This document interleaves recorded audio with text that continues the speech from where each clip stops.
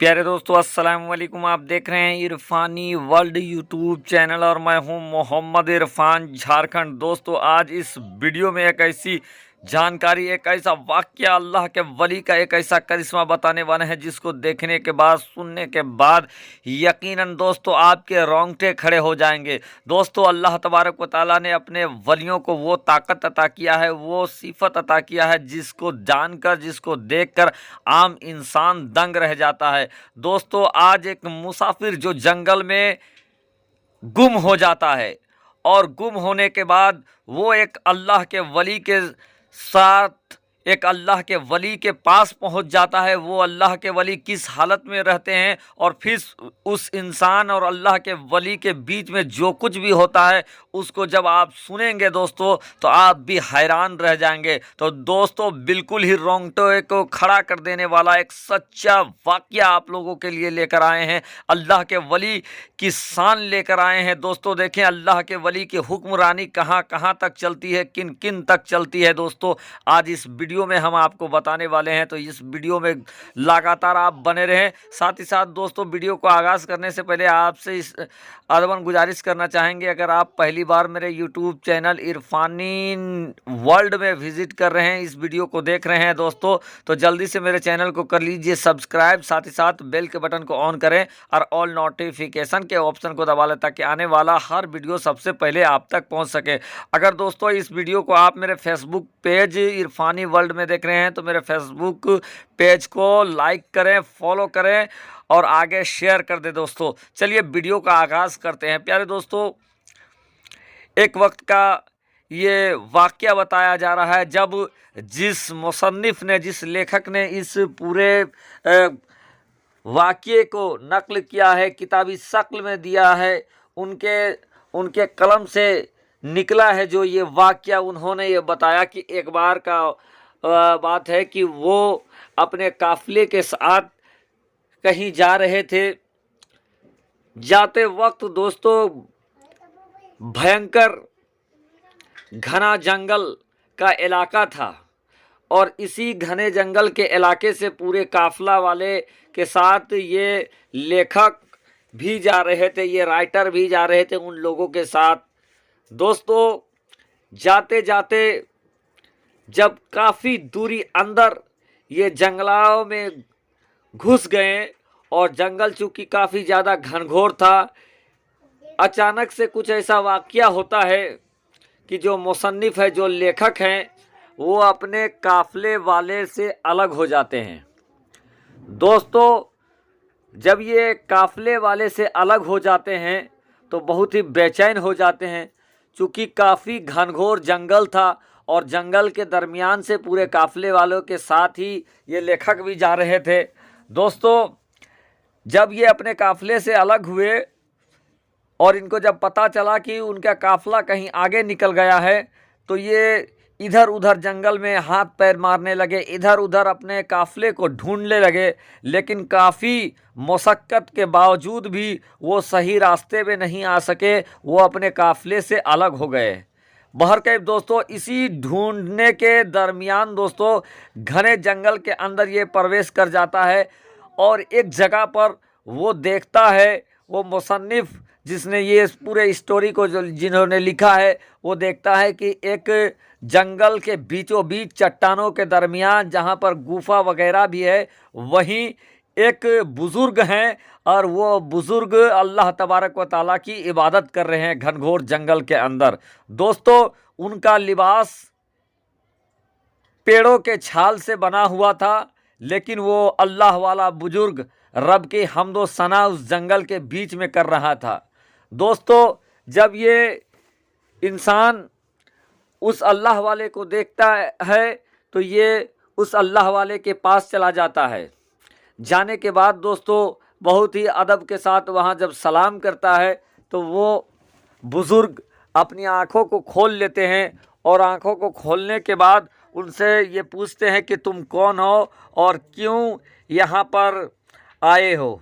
इस पर वो बोलता है कि मैं अपने काफ़िले वाले के साथ जा रहा था, लेकिन मेरा काफ़िला आगे निकल गया और मैं काफ़िले से भटक गया हूँ और मैं अपना रास्ता भी भूल गया हूँ कि किधर से मुझे जाना है। और भटकने के बाद मैं काफ़ी जंगल में भटकता रहा और भटकने के बाद आप हमें नज़र आए हैं। इस दरमियान मैं भूख प्यास से भी काफ़ी परेशान हो गया हूँ, शिद्दत की भूख भी लगी है और रास्ता भी मैं भटक गया हूँ। दोस्तों, ये सारी बात सुनने के बाद वो अल्लाह के वली गुफे की तरफ इशारा करते हैं और उस इंसान को कहते हैं कि तुम गुफे के अंदर चले जाओ, वहाँ पर खाने पीने की सामान है, तुम जाकर वहाँ से खा लो। दोस्तों, वो इंसान जो घनी जंगल को देखकर ये दिल में तसव्वुर करता है कि या अल्लाह, यहाँ पर इतना घना जंगल है, कोई आदमी भी नज़र नहीं आता है, तो यहाँ क्या खाने की सामान हमको मिलेगा। लेकिन चूंकि उसको शिद्दत की भूख लगी थी और एक अल्लाह के वली ने उससे ये बात कहा था, तो उसने अल्लाह का नाम लेकर गुफे के अंदर वो चला जाता है। जब वो गुफे के अंदर चला जाता है दोस्तों, तो वो देखता है कि गुफे के अंदर में अखरोट और दूसरे फल फ्रूट रखे हुए हैं। दोस्तों, जब वो फल फ्रूट पर नज़र आता है तो वो हैरान हो जाता है और हैरान होकर ये सोचता है कि यहाँ पर ये सारे चीज़ लाता कौन है। लेकिन कुछ चूँकि उसको शिद्दत की भूख लगी थी, तो वो पहले फल फ्रूट खा लेता है और खाने के बाद दोस्तों वो इतने में वो अल्लाह के वली भी आ जाते हैं। जब ये खाता रहता है तो वो अल्लाह के वली रब की हम्दो सना करने में मशगूल रहते हैं, इबादत करते रहते हैं। लेकिन इबादत करने के बाद वो आते हैं, जो कुछ बचा कुचा वहाँ पर फल रहता है वो अल्लाह के वली खा लेते हैं।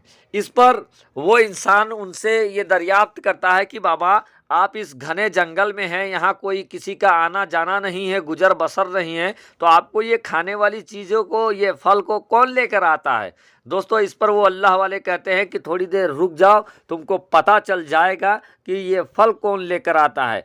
दोस्तों, थोड़ी देर रुकते हैं कि रब की मर्ज़ी से देखता है कि एक परिंदा उड़ता हुआ आ रहा है और वो अपने पैरों में, अपने चोंचों में अखरूट और फल वगैरह लेकर आ रहा है और वो आकर वो पत्थरों में रख देता है, जिसको ये अल्लाह के वाले खाते हैं।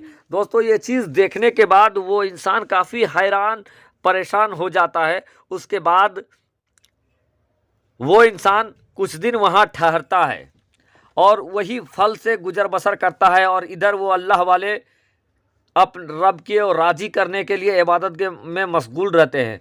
दोस्तों, एक दिन वो इंसान उस अल्लाह वाले से ये पूछते हैं कि बाबा, ये जो चिड़िया है आखिर यहाँ पर कितनी बार आता है। तो कहता है, वो अल्लाह वाले कहते हैं कि ये चिड़िया रोज़ाना 7 बार आता है और लगभग 30 सालों से ये मेरे लिए खाना लेकर आता है। लेकिन चूंकि अब तुम यहाँ पर हो तो ये इसका तवाफ़, इसका आना जाना बढ़ गया है और अब ये 15 बार आ रहा है, चूंकि ये तुम्हारे हक का भी खाना लेकर आता है।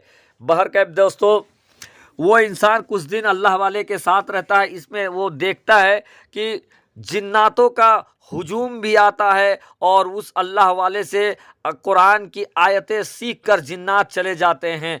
और इस तमाम दिन गुजरने के बाद, कुछ दिन गुजरने के बाद वो अल्लाह वाले उस इंसान से कहते हैं कि तुम चूँकि काफ़िले वाले से भटके हुए हो, ऐसे में तुम्हारा काफ़िला वाला तुम्हारे लिए काफ़ी परेशान होगा, बेहतर यही होगा कि तुम अपने काफ़िले में लौट जाओ। तो वो इंसान कहता है कि बाबा, मैं तो रास्ता भूल गया हूँ। इस पर वो कहते हैं कि मैं अभी तुम्हारे लिए रहनुमाई करने के लिए मैं तुमको कुछ देता हूँ। और उसके बाद वो अल्लाह वाले आवाज़ लगाते हैं। इस पर दोस्तों एक दरिंदा, एक जानवर जंगल से बाहर निकल कर आता है, जिसको देखकर वो इंसान डर जाता है। लेकिन कहता है कि तुम डरो नहीं, तुम इसके पीछे पीछे चले जाओ और ये जहाँ से रुक जाएगा तुम दाहिने पकड़ लेना, तुम अपने काफिले से मिल जाओगे। बहरकैफ उस जानवर के पीछे पीछे ये इंसान चलने लगता है। कुछ देर जाने के बाद वो जानवर रुक जाता है और ये इंसान जब अपनी दाहिने पर देखता है तो दमिश्क जाने का रास्ता उनको मिल जाता है। बहरकैफ वो दमिश्क पहुंच जाता है। दमिश्क की मस्जिद में उसके काफिले वाले